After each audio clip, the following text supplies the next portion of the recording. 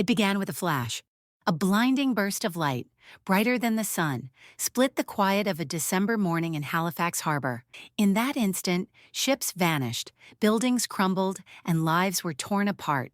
It was December 6, 1917, the day Halifax exploded. The collision seemed almost ordinary at first. A French ship, the Mont Blanc, heavy with munitions bound for Europe, brushed against a Norwegian vessel called the Emo. Steel struck steel, sparks flared, and smoke curled into the air. Dockworkers paused to watch. Children gathered at windows. They saw fire but not the hidden storm within that cargo hold. At 9:04 a.m., the harbor became the stage for the largest man-made explosion the world had ever seen until Hiroshima. The blast ripped through Halifax with unimaginable force. Entire neighborhoods disintegrated, windows shattered 50 miles away. A tidal wave rose from the harbor and swept the waterfront clean. 2,000 lives were gone in an instant. 9,000 more were wounded. 25,000 found themselves homeless on a frigid winter morning. For those who survived, the memories were seared into the soul. One young boy, just 2 years old, sat by a window with a toy train. The glass burst into shards as the shockwave struck. That boy, Eric Davidson, would never see again. He grew up blind, yet became known as the blind mechanic, fixing cars in Halifax for decades, raising a family, and proving that one moment of darkness could not erase a lifetime of purpose. Another child, barely a toddler, became known as Ashpan Annie. When the explosion hit, her home collapsed around her. Her mother and brother were killed instantly, but Annie, by some strange mercy, was blown under the kitchen stove. There, in the warmth of the ashes, she survived for more than a day before rescuers pulled her from the rubble. She lived into adulthood, carrying with her a story of survival almost too miraculous to believe. And then there was Vince Coleman, a train dispatcher working near the harbor. He understood, perhaps quicker than anyone, what the burning ship meant. He could have run. He could have tried to save himself. Instead, he tapped out a final message to stop an incoming passenger train. His words echoed down the line. "Hold up the train. Munitions ship on fire, approaching Halifax. Goodbye, boys." Moments later, he was gone. Hundreds of passengers lived because he chose duty over escape. Amid the destruction, Halifax was not entirely alone. Its people rose in courage. Neighbors clawed through wreckage with bare hands, dragging strangers to safety. Teachers shielded children from falling ceilings.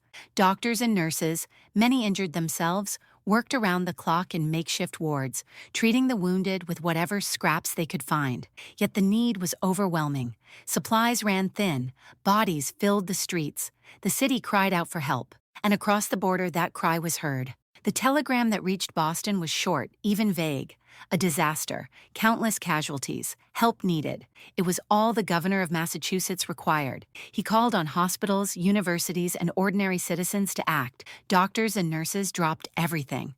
Volunteers gathered blankets, food, and bandages. By nightfall, the same night as the explosion, trains loaded with supplies were leaving Boston, headlights cutting through a brutal snowstorm. The journey north was treacherous.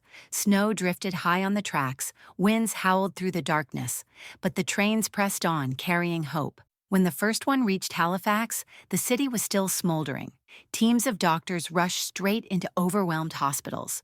Nurses walked into rooms where the wounded lay shoulder to shoulder, desperate for care. Fresh supplies gave survivors a second chance at life. For Halifax, this was more than relief. It was salvation, delivered by neighbors who had never hesitated. For Bostonians, the ties to Nova Scotia ran deep. Generations of maritimers had worked in Massachusetts mills or fished the same Atlantic waters. The border had always been porous, more bridge than barrier. When Halifax fell, Boston rose. And in that moment, two communities became bound by tragedy and by compassion. The days that followed were filled with grief, but also with resilience. Men like John Henry Barnstead organized the grim task of cataloging the dead, giving families the dignity of knowing their loved ones' names. Aid poured in from across Canada, but it was Boston's swift response that remained etched deepest in memory. It was as if one city had placed its hand on the shoulder of another and said, "You are not alone." A year later, Halifax decided to say thank you in the only way it knew how, with a Christmas tree. A great spruce was cut, decorated, and sent south to Boston as a symbol of gratitude. It was a tree born of ashes, glowing with light where once there had been only smoke. The tradition faded for decades, then was renewed in 1971. Since then, every December, Nova Scotia has sent a tree to Boston Common. Thousands gather to watch it shine, even if many don't know the full story behind it. But the message remains. Each bulb that flickers to life carries with it a century-old reminder. Kindness echoes across time. Think about the arc of that story.